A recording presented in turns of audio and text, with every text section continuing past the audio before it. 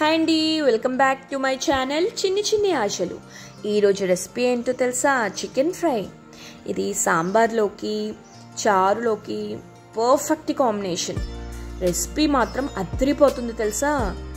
ఉత్తి కర్రీ కూడా తినేయచ్చు మనం లొట్టలు వేసుకొని. రిలేటివ్స్కి ఖచ్చితంగా నచ్చేస్తుందండి. 2 minutesలో కంప్లీట్ చేసేయచ్చు. ఎంత బాగుంటుందో తెలుసా. పిల్లలు బాగా ఇష్టపడతారు ఈ చికెన్ ఫ్రై మాత్రం. ఇది డ్రై చికెన్ అండి. కొంతమందికి అయితే గ్రేవీగా ఇష్టపడతారు కదా. రెసిపీలోకి వెళ్ళిపోదామా? ప్యాన్లో ఆయిల్ యాడ్ చేసుకోండి. ఇక్కడ నేను 2 గరిటెల ఆయిల్ యాడ్ చేశాను. చికెన్ నీట్గా క్లీన్ చేసుకోండి. చికెన్ చక్కగా సాల్ట్, కొంచెం పసుపు, కొంచెం నిమ్మకాయ పిండేసుకొని చక్కగా నీట్గా క్లీన్ చేసుకున్న తర్వాత యాడ్ చేసుకోండి.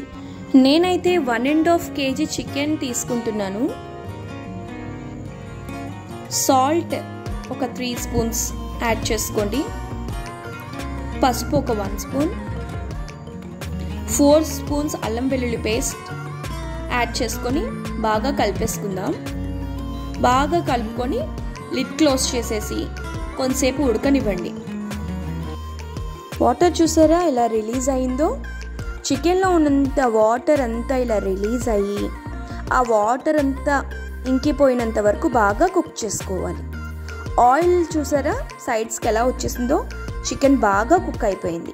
ఈ స్టేజ్లో మనం ఒక 4 spoons కారం యూజ్ చేశాను నేనైతే. మా పిల్లలు కొంచెం స్పైసీగానే తింటారు. నేనైతే 4 spoons యూజ్ చేశాను. మనం తీసుకుంది 1.5 kg చికెన్ కదా, కొంచెం పడుతుందండి.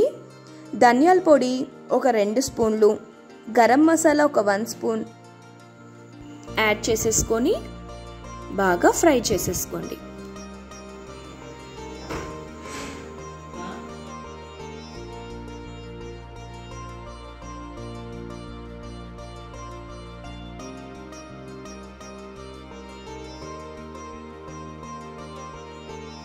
లాస్ట్ ఫినిషింగ్ లేకపోతే ఎలా? కరివేపాకు కొంచెం, కొత్తిమీర కొంచెం నీట్గా క్లీన్ చేసేసుకొని యాడ్ చేసేసుకొని మూత పెట్టేస్తే ఆ ఫ్లేవర్స్ అన్నీ, కరివేపాకులోవి కొత్తిమీర ఫ్లేవర్స్ అన్నీ బాగా చికెన్కి పట్టి టేస్ట్ అదిరిపోతుంది.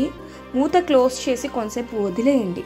వదిలేసిన తర్వాత కలిపేసుకొని సర్వ్ చేసేసుకోండి.